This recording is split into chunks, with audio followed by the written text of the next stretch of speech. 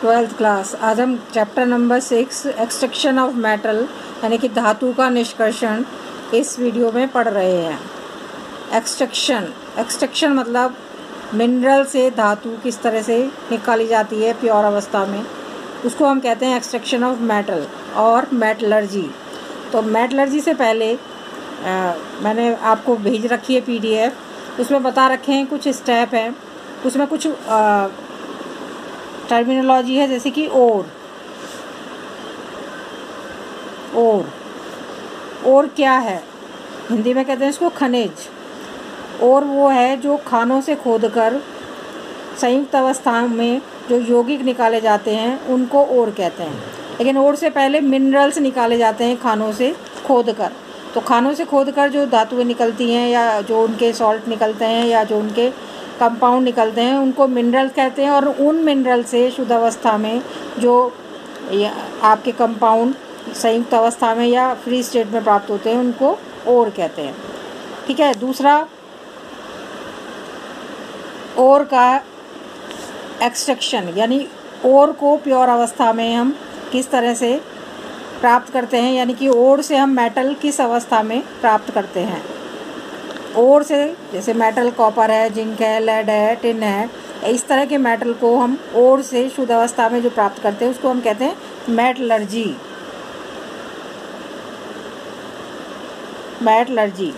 यानी कि मेटलर्जी एक स्टेप है जिसके अंदर भी 4-5 और स्टेप है। जैसे नंबर 1 कॉन्सनट्रेशन, 10th में आपने पढ़ रखा है concentration, first step. Second step होता है रोस्टिंग। कॉन्सनट्रेशन के भी फिर 3 स्टेप हैं। पहला हमने पढ़ा था फ्रॉथ फ्लोटेशन।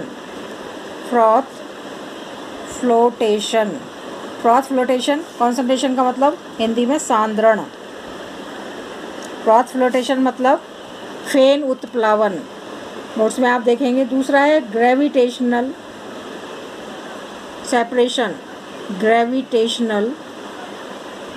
सेपरेशन, सेकंड यानी कि गुरुत्वीय पृथक्करण। और तीसरा है मैग्नेटिक सेपरेशन, यानी कि 3 स्टेप होते हैं कॉन्सनट्रेशन के। मैग्नेटिक सेपरेशन 10th में भी आपने थोड़ा थोड़ा पढ़ रखा है इसके बारे में। अब फर्स्ट हम आती है कॉन्सनट्रेशन। कॉन्सनट्रेशन क्या है? वैसे तो कॉन्सनट्रेशन आप सॉल्यूशन की टर्मिनोलॉजी में पढ़ते हैं, तो जब कोई सॉल्यूशन थोड़ा गाढ़ा हो जाता है उसको कॉन्सनट्रेशन कहते हैं। लेकिन यहाँ जब पढ़ेंगे मेटलर्जी में तो कॉन्सनट्रेशन का मतलब गाढ़ापन नहीं है। कॉन्सनट्रेशन का मीनिंग यहाँ पर शुद्धिकरण है। शुद्धिकरण यानी कि अशुद्धियों का रिमूवल है। रिमूवल ऑफ इम्प्योरिटीज़ है। रिमूवल ऑफ इम्प्योरिटीज़ फ्रॉम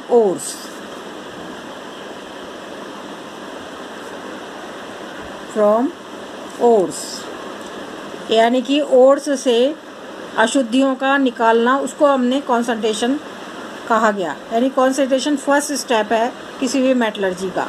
तो कॉन्सनट्रेशन में हम 3 स्टेप मैंने बताए, 3 मेथड होते हैं। फ्रॉथ फ्लोटेशन बहुत इंपॉर्टेंट मेथड है, दूसरा ग्रेविटेशनल और तीसरा मैग्नेटिक। फ्रॉथ फ्लोटेशन प्रोसेस जब यूज़ किया जाता है मेटलर्जी में, जब ओर में सल्फाइड, आपका ओर जो है सल्फाइड हो, जैसे कि CuFeS2, ये एक कॉपर की ओर है, इसको कहते हैं कॉपर पायराइड, या Fe2S आयरन पायराइड, या PbS लेड सल्फाइड। इनके अलग अलग नाम हैं, अभी आप पढ़ेंगे आगे। ZnS, ये सल्फाइड और इन सब का जो कॉन्सनट्रेशन है हम फ्रॉथ फ्लोटेशन प्रोसेस से करते हैं।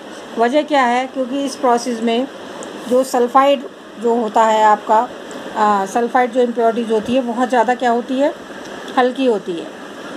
और इस केस में क्या करते हैं, हम एक टैंक लेते हैं, पानी भरते हैं इसमें आपकी ओर डाल देते हैं और इस ओर में बहुत तेज़ी से वायु प्रवाहित करते हैं। जब वायु प्रवाहित करते हैं तो क्या होता है, इम्प्योरिटीज़ तो नीचे रह जाती हैं, ठीक है, और आपकी फ्रॉथ के रूप में यानी झाग के रूप में ऊपर आ जाती है, उसकी सतह पर आ जाती है, जिसको कि और को हम बाहर निकाल लेते हैं। इस तरह से इसका कॉन्सनट्रेशन हो जाता है। तो फ्रॉथ फ्लोटेशन प्रोसेस में हम सिर्फ सल्फाइड ओर का ही कॉन्सेंट्रेशन करते हैं। नेक्स्ट आता है ग्रेविटेशनल सेपरेशन। कॉन्सेंट्रेशन का दूसरा स्टेप है ग्रेविटेशनल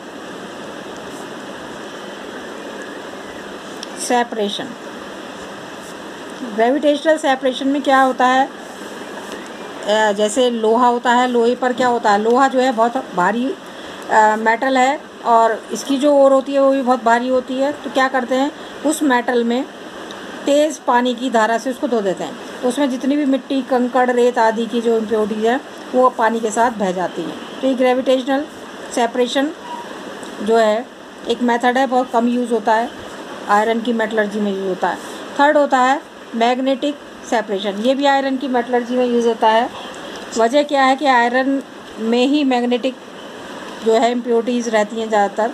आयरन के जो वो होते हैं उनमें ही मैग्नेटिक जो है थोड़ी इम्प्योरिटीज़ रहती हैं, तो उनको दूर करने के लिए मैग्नेटिक सेपरेशन मेथड यूज़ किया जाता है। इसके लिए क्या करते हैं, एक रोलर लेते हैं,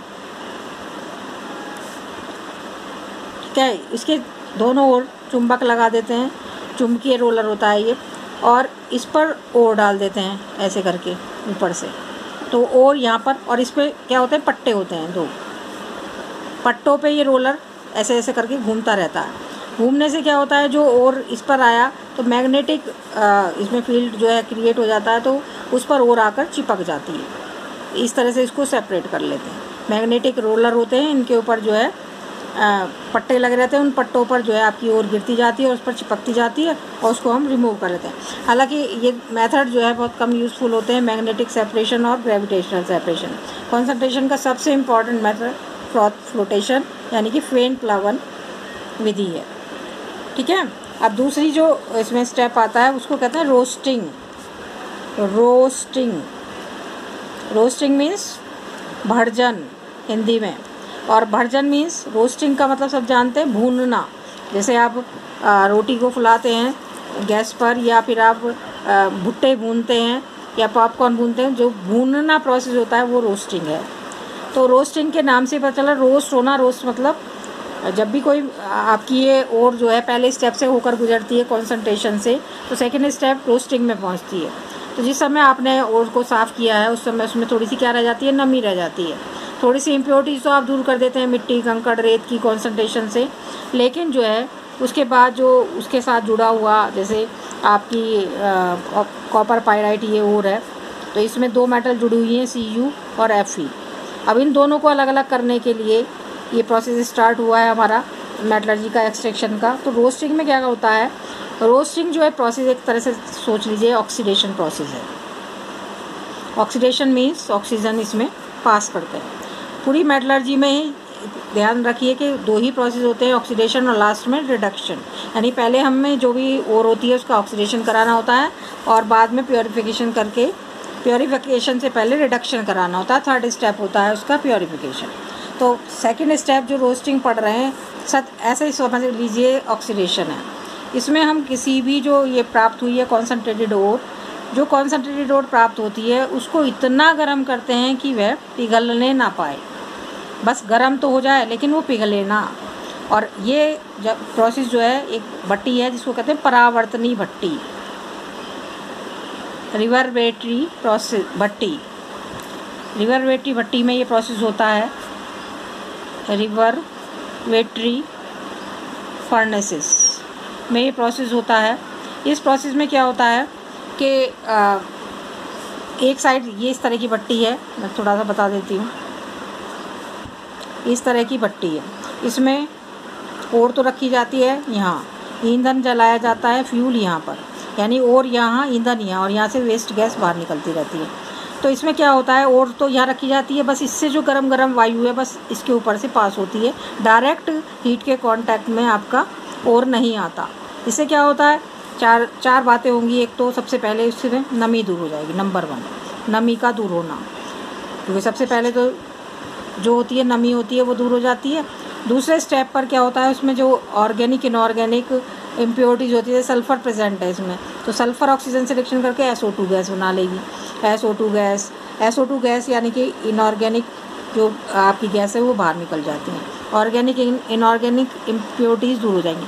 तीसरी सबसे इम्पॉर्टेंट बात है रोस्टिंग में, जो आपका ओर है वो थोड़ी हल्की हो जाएगी, स्पंजी, क्योंकि उसमें इम्प्योरिटीज़ निकल जाएंगी तो वो थोड़ा हल्की हो जाएगी। और लास्ट में चौथा स्टेप जो है इसमें, जो आपकी कॉन्सेंट्रेटेड ओर थी जो सल्फाइड के रूप में सपोज आपने ली है, तो वो ऑक्साइड की फॉर्म में चेंज हो जाएगी। इसलिए इस प्रोसेस को कहते हैं ऑक्सीडेशन। ऑक्साइड फॉर्म में वो चेंज हो जाती है। तो यहाँ पर ऑक्सीडेशन के रोस्टिंग में जो है आपकी जो ओर है वो ऑक्साइड फॉर्म में आ जाती है। ऑक्साइड फॉर्म में आ जाती है यानी कि सल्फाइड से ऑक्साइड फॉर्म में आ गई, यानी कि जटिल से कॉम्प्लेक्स से आपका सिंपल फॉर्म में आ गई। तो ये रोस्टिंग हो गया। थर्ड स्टेप आता है कैल्सिनेशन। कैल्सिनेशन यानी निस्तापन। ये भी सेम प्रोसेस है, रोस्टिंग जैसा ही प्रोसेस है। दोनों प्रोसेस में अंतर है। रोस्टिंग में हम ओर को वायु की उपस्थिति में गर्म करते हैं, ठीक है, और इसमें यानी कम वायु इसमें उपस्थित रहती है, और उसमें अधिक वायु की उपस्थिति में से गर्म करते हैं। तो ज़्यादा गर्म करते हैं तो डायरेक्ट कांटेक्ट रहता है, जैसे इसमें इनडायरेक्ट कांटेक्ट था, इसमें डायरेक्ट कांटेक्ट रहता है, जिससे ऑक्साइड ओर में यहाँ पर भी ऑक्साइड ओर बनती है और यहाँ पर भी ऑक्साइड ओर होती है। जैसे सपोज ZnCO3 है, इसको हमने कैल्सिनेशन किया किसी भट्टी में, इसकी भट्टी अलग होती है स्पेशल टाइप की, तो ZnO बन गया प्लस CO2 गैस बाहर निकल गई। तो ये कैल्सिनेशन का एक प्रोसेस है जिसमें आपकी जिंक कार्बोनेट कोई और है जो जिंक ऑक्साइड में चेंज हो जाती है। बस अंतर दोनों में ये है कि वायु की उपस्थिति में होता है, ये वायु की अनुपस्थिति में। दोनों प्रोसेस सेम है, दोनों का काम एक है, नमी दूर करना, इनऑर्गेनिक ऑर्गेनिक अशुद्धियाँ दूर करना, ओर को हल्का करना और ऑक्साइड ओर में बदलना। तो 2 स्टेप हो गए आपके, कॉन्सेंट्रेशन, रोस्टिंग और कैल्सिनेशन, 3 स्टेप। चौथा नेक्स्ट स्टेप फोर्थ है स्मेल्टिंग, यानी हिंदी में प्रगलन। नाम से पता चला गलना, यानी कि अभी तक तो हम ओर को सिर्फ गर्म कर रहे थे, अब इसमें गलाएंगे। तो गलाने के लिए एक स्पेशल भट्टी इसमें यूज़ होती है जिसको कहते हैं ब्लास्ट फर्नेसिस। ब्लास्ट फर्नेसिस और हिंदी में बोलते हैं वात्या भट्टी। भट्टी के बारे में लास्ट में बताऊंगी कौन कौन सी भट्टी हैं जो पेपर में आ जाती हैं। ब्लास्ट फर्नेसिस में ये प्रोसेस पूरा होता है, जो आपकी ऑक्साइड और रोस्टिंग और स्मेल्टिंग से प्राप्त होती है, उसको हम इसमें ब्लास्ट फर्नेसिस में ले जाते हैं। तो इसमें ओर डालते हैं, प्लस कोक डालते हैं, कोक मीन्स कोयला, और प्लस कुछ गालक पदार्थ मिलाते हैं। गालक मतलब फ्लक्स कहते हैं इंग्लिश में, फ्लक्स। गालक का मतलब होता है गलाने वाले पदार्थ। तो जो इस ओर में उपस्थित अशुद्धियों को गला दें उनको आप कहते हैं गालक। जो अशुद्धियों को गलाने में यूज़ किए जाते हैं मेटलर्जी के अंदर, उनको कहते हैं फ्लक्स या गालक। तो इस भट्टी के अंदर ओर लेते हैं, कोक भरा रहता है भट्टी के अंदर, और फ्लक्स डालते हैं और भट्टी को गर्म करते हैं। भट्टी को बहुत हाई टेम्परेचर पर यानी 2000 डिग्री सेल्सियस तक लगभग गर्म करते हैं। तो यहाँ और क्या है, धीरे धीरे ये बहुत सारी जो इम्प्योरिटीज़ है वो दूर होने लगती हैं, और जो फ्लक्स है उन इम्प्योरिटीज़ के साथ क्या मिला देता है, flux plus impurities is equal to slag. Slag मतलब धातु मल, एक तरह की अशुद्धि है जिसको आपको बाहर निकालना पड़ता है वात्या भट्टी से। Flux plus impurities gives slag, यानी धातु मल बनाती है, इसको हम भट्टी से बाहर निकालते हैं तो थोड़ा सा और शुद्ध हो जाती है आपकी ओर। और यहाँ पर ओर जो है काफ़ी हद तक रिड्यूस हो जाती है, यानी कि ये रिडक्शन प्रोसेस है। रिडक्शन प्रोसेस है स्मेल्टिंग।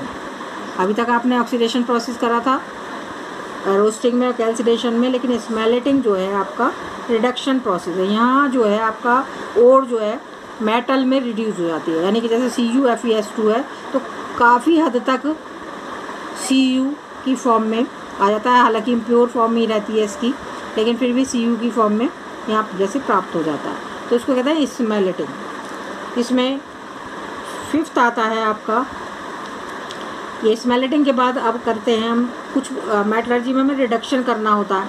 रिडक्शन के मैंने दे रखी हो PDF में भेज रखा है। रिडक्शन कई तरह से होता है, कार्बन मेथड द्वारा होता है, एल्यूमिनो थर्मिक प्रोसेस है, एक एल्यूमिनियम की मेटलर्जी में आएगा, इससे होता है। तो रिडक्शन के कई सारे प्रोसेस हैं। कार्बन बेस्ट प्रोसेस है, कार्बन जो है अच्छा रिड्यूसिंग एजेंट है, इसलिए इसमें कार्बन मेथड हम कुछ मेटलर्जी में यूज़ करते हैं, और एल्यूमिनियम में एल्यूमिनो थर्मिक प्रोसेस यूज़ करते हैं। तो इस प्रोसेस में आप ओर के साथ कार्बन को मिलाकर गर्म कर देते हैं तो वो और अच्छे से रिड्यूस हो जाती है। ऐसे एल्यूमिनियम में एल्यूमिनो थर्मिक एक कॉम्बिनेशन है, उसको मिलाकर गर्म करते हैं तो एल्यूमिनियम की मेटलर्जी उसमें एल्यूमिनियम रिड्यूस हो जाता है। रिडक्शन के बाद लास्ट प्रोसेस आता है प्योरीफिकेशन। प्योरीफिकेशन के भी कई सारे मेथड हैं। अब सबसे इम्पॉर्टेंट है electrolytic process. Electrolytic process 10th में भी मैंने बताया था। एक सेल होता है, सेल के अंदर एक एनोड की रॉड डाल देते हैं, एक कैथोड की रॉड। एनोड जो रॉड है वो इम्प्योर मेटल की होती है, इम्प्योर मेटल हमेशा, ये एनोड, ठीक है। और जो कैथोड की रॉड है वो हमेशा प्योर मेटल की होती है, यानी एक इम्प्योर मेटल की रॉड डालते हैं और एक प्योर मेटल की, इस तरह का सेल बना लेते हैं। और इसमें जो इलेक्ट्रोलाइट भरा जाता है, जिसकी भी हम मेटलर्जी कर रहे होते हैं, सपोज कॉपर की हम कर रहे हैं तो हम कॉपर सल्फेट का इलेक्ट्रोलाइट इसमें डाल देते हैं। और जब इसमें इलेक्ट्रिसिटी पास होती है तो जो प्योर मेटल है वो कैथोड पर आकर, ये कैथोड है, प्योर मेटल हमेशा कैथोड पर आकर इसके आसपास इकट्ठी हो जाएगी और जो इम्प्योरिटीज़ हैं वो एनोड पर इकट्ठी हो जाती हैं, जिनको आप दूर कर लेते हैं। तो एक तो इलेक्ट्रोलिटिक प्रोसेस है, इसके अलावा भी एक प्रोसेस और डाल रखे हैं। इसके अलावा जो है रिफाइनिंग के 1-2 मेथड और है। मॉन्ड प्रोसेस जो अब नया ऐड हुआ है प्रोसेस, और एक और प्रोसेस है प्योरीफिकेशन का। ये आपके यहाँ सिर्फ मॉन्ड प्रोसेस ही आया है, तो शायद मेरे नोट्स में भेजा, नहीं भेजा तो मेटलर्जी के अंदर आएगा, तो वहाँ इसको डिटेल में पढ़ाऊँगी। तो ये जो आज पढ़ाया है ये सिर्फ जनरल मेटलर्जी के बारे में पूरा डिस्क्रिप्शन था। इस वाले वीडियो में मैं यही भेजूँगी और अगले वीडियो में मैं फिर मेटलर्जी से स्टार्ट करूँगी, तो जिसमें पहली मेटलर्जी है जिंक, तो जिंक की मेटलर्जी अगले वीडियो में भेजूँगी।